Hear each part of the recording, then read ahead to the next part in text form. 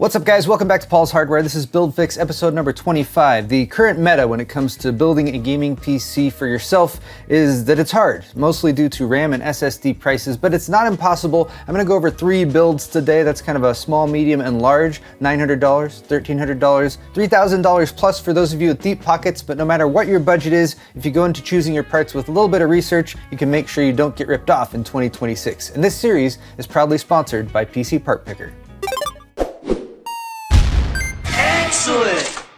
Today's video is brought to you by the Paul's Hardware store on paulshardware.net, the only official source for Paul's Hardware merchandise. Tantalizing t-shirts, brilliant beer sets, high-quality hoodies, and more, all featuring the classic thumbscrew for tasteful and refined viewers, or the 8-bit thumbscrew for tasteful and refined viewers who hate curves. New designs are added sporadically and at random, so head over to paulshardware.net and get some of that sweet, sweet merch right now. Or not right now, after you watch the video. Either way.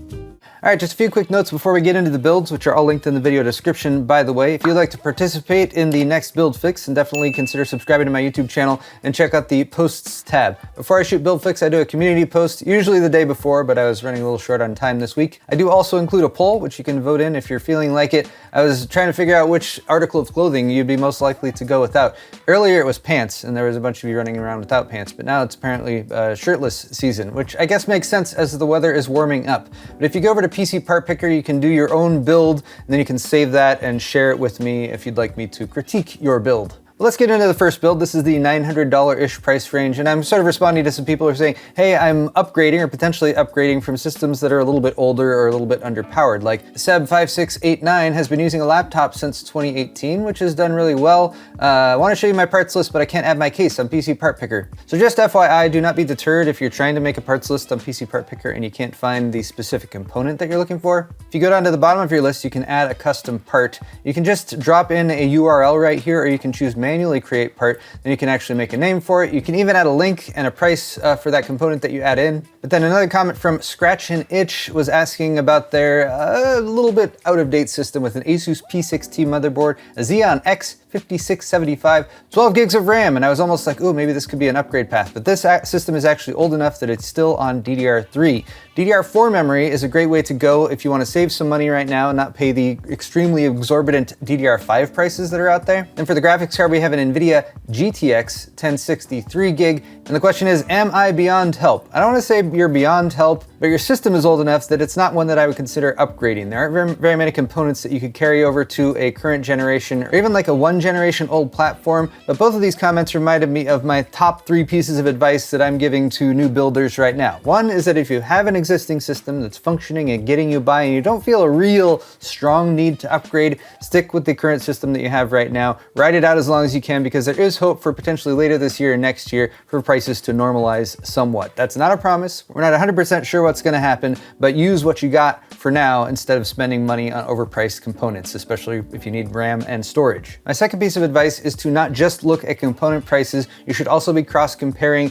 with pre-built systems, because there are system integrators out there who can get much better deals than we can buying in bulk, and they can often pass some of those savings along. So if you're parting out a system with individual components, you compare that to what's available with pre-built system, you can often get better deals with pre-builts right now, especially if you're looking for higher capacity memory like a 32 gigabyte DDR5 kit. The third piece of advice is to keep a very close eye on combo deals. I'm not going to share a lot of those right now because they do tend to fluctuate and come and go, but Newegg is an excellent source for combo deals. They have tons of those usually associated with any given part you look at. And the Micro Center, if you happen to have a Micro Center within driving distance of you, is definitely the place where you can get some of the best deals on PC hardware, and they have excellent combo deals as well. All right, all that said, here's my March 2026 $900 build. I actually did a $1,000 build in the Corsair 3200 case just a couple weeks ago, so if you'd like to see me put that together, check that video out. But part of me was like, you know what, I feel like I could get the price down even a little bit less than that, and I have succeeded in dropping it to $900, although I did have to make a few concessions along the way. So our processor is the AMD Ryzen 5 5500. And this is a CPU that I've actually not recommended very often in the past, and that's simply because of the configuration. This is a Cezanne family chip, which is different different than the 5600 and 5600X, which are a step up from this one. The two main reasons are it has half of the cache, 16 megabytes instead of 32 megabytes, and it's also going to limit you to PCI Express Gen 3 speeds. That said, if you're pairing this CPU with a mid-range to lower-end graphics card like a Radeon RX 9060 XT or below, or something on the Nvidia side like an RTX 5060 or, God forbid, an RTX 5050, I still don't recommend that one. But the point being, this CPU will totally get you by. It is still a 6-core and it costs $83, where you're probably going to have to spend at least $50 more than this to get yourself up to a 5600 or 5600X. That said, if you're planning on going with a higher-end graphics card, consider investing a little bit more in your core platform, as I've done with the build number 2 that I'm going to cover in just a minute. Okay, so in case you didn't notice, the Ryzen 5 5500 is an AM4 platform CPU. That is the last generation platform versus AM5, which we are on right now, which has both the Ryzen 9000 series family and the Ryzen 7000 series of CPUs. But the main benefit here is cost savings. We can get a very full-featured Gigabyte B550 Eagle motherboard for $100 that includes Wi-Fi and all the connectivity that you would need. And then going down the rest of this list, I basically populated it with the best bang for your buck options in each category. For example, the least expensive 1TB class NVMe SSDs that are still at least PCI Express Gen 3 are going to cost you $130 plus. So that is why I opted for the P400 Lite right here. It is a perfectly acceptable Gen 4 drive. It actually hits about Gen 3 speeds, so for this system, it's lined up pretty well. For graphics cards, if you've been watching my Price Watch series, you probably know that even the lower end GPUs have started to creep up in price. If you're willing to go with an 8GB card, you can get an RTX 5050 for less than $300. That said, I would much prefer a 5060 8GB for about $350. You can also get an RX 9060 XT for about $350 as well. They're very comparable in performance, so I went with the Nvidia graphics card here simply because I'm aware that Nvidia is the more popular choice for GPUs right now. I'm still somewhat hesitant to recommend 8GB graphics cards when there are GPUs that have more memory than that out there. But that said, if you want to go with something with more memory, you really need to go with the RX 9060 XT 16GB, which is going to start at about $430 right now. Or if you want to give Intel a shot, you can check out the Arc B570 or B580. These should be down in the $200 to $250 range. Unfortunately, the B570 is up to $250 and the cheapest B580 is at $290. Rounding out my list, we have a case power supply combo for about $110 to $115. The Fantex XT Pro is one I've recommended many times before. It's a really solid entry-level ATX case that pretty much has everything you'd need for around $50. It does only come with one fan, so I added a thermal right fan here for another $7 or so. That should give you adequate airflow to get your system up and running. And then I'm still going with this ASRock 750 watt power supply because it's 80 plus gold rated,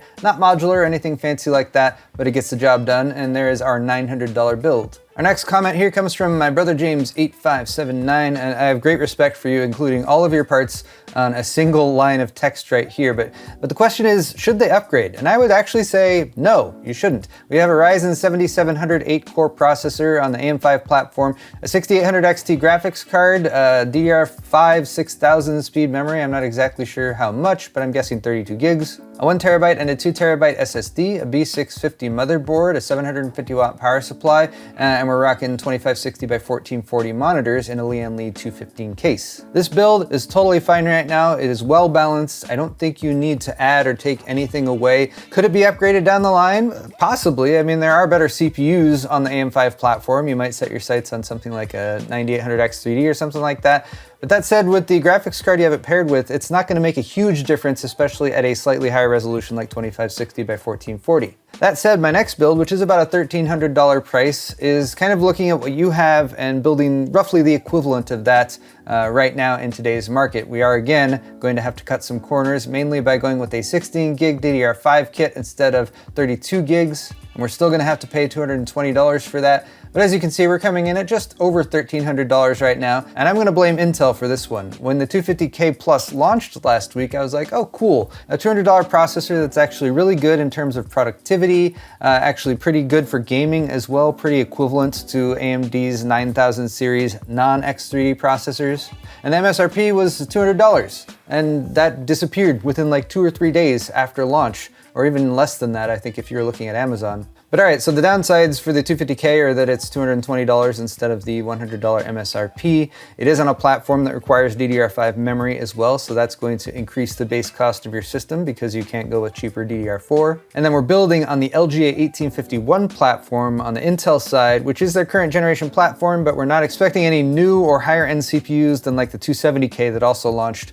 last week. So, I mean, I guess you could upgrade to that potentially down the line, but beyond that, it's pretty much a dead-end platform. So you'd be investing in this right now for the relatively good price to performance option of the 250K Plus, even though these compromises feel a little bit better when that costs $200 instead of $220. Flip side to this is that when I was looking at the $1,000 build that I did a couple weeks back, I tried to part out a theoretical 250K build leading up to that launch, and it was about $1,500, and I was able to get that down to $1,300, which makes it a little bit easier to stomach.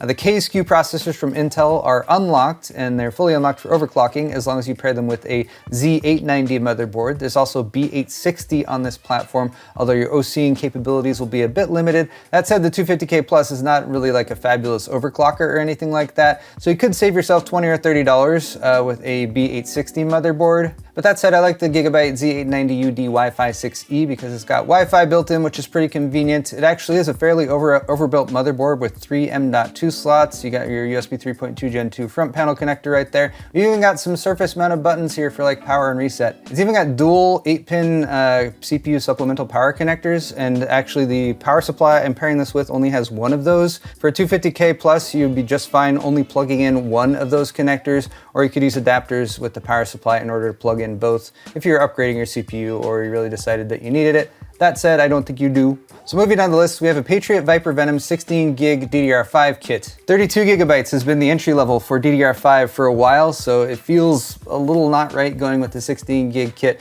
but it does save $150 to $200 over the 32 gig options. It's not the best in terms of speed or timings either, but it is about the lowest price for a operable DDR5 kit without doing stuff like going with a single stick, in which case you don't get dual channel memory.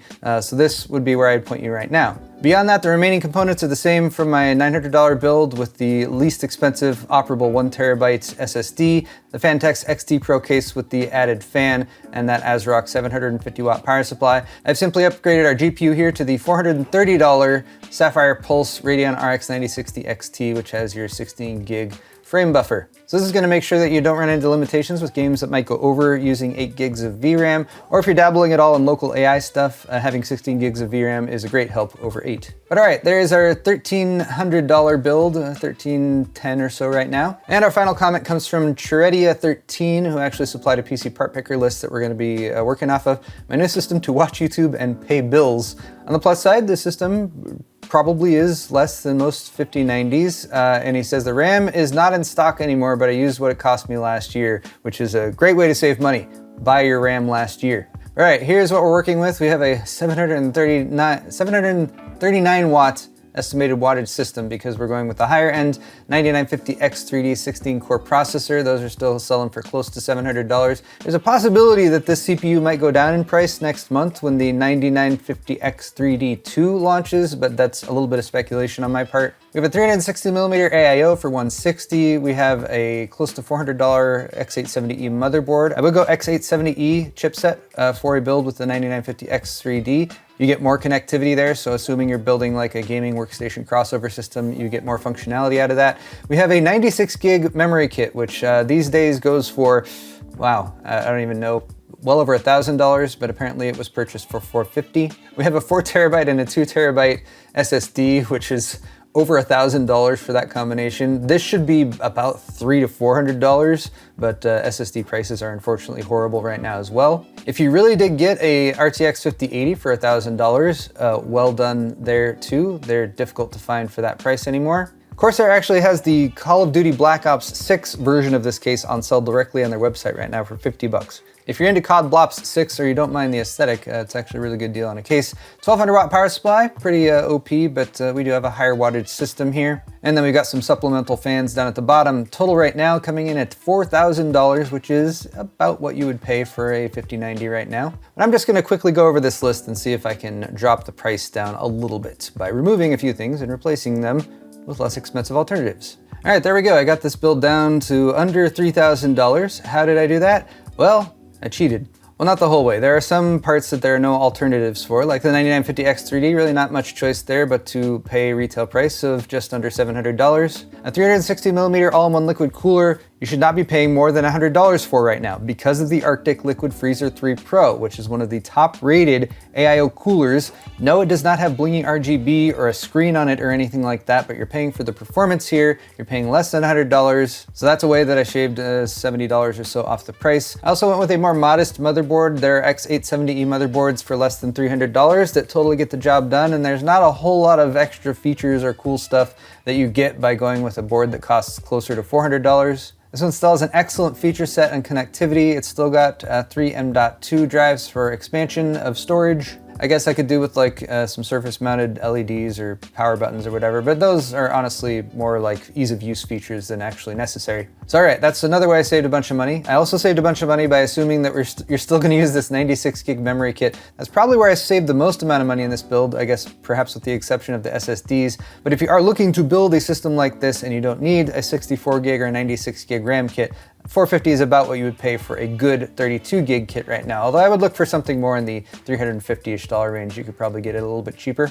I decided a single 2TB SSD would be adequate for this build. I know I'm cutting a corner here by dropping the 4TB one, but there's actually a good deal on the Crucial P5 Plus right now. The rest of them are all in the $230 plus range. Look at that there, P5 Plus, 2TB, ready for buying from Amazon. Delivery date's a little bit delayed right now, but other than that, it's a good price. So that took our storage cost from over $1,000 down to $194.20. And then I stuck with their 5080 for $1,000. I dropped in that Call of Duty Black Ops Edition 3500X to bring that price down to $60. And I left the rest of the parts in there. All right, so that's less than $3,000 for this very nice build right now. But I would say that probably the memory would be the hardest to source if you were actually looking to build new at this point. That is all the time I have for this video, Build Fix episode number 25. I want to say a big thank you to all of you who responded to my community post earlier today, because I didn't give a whole lot of time for this particular episode. But if you'd like to participate next time, definitely subscribe to my YouTube channel, and you can also check the description down below for links to the builds,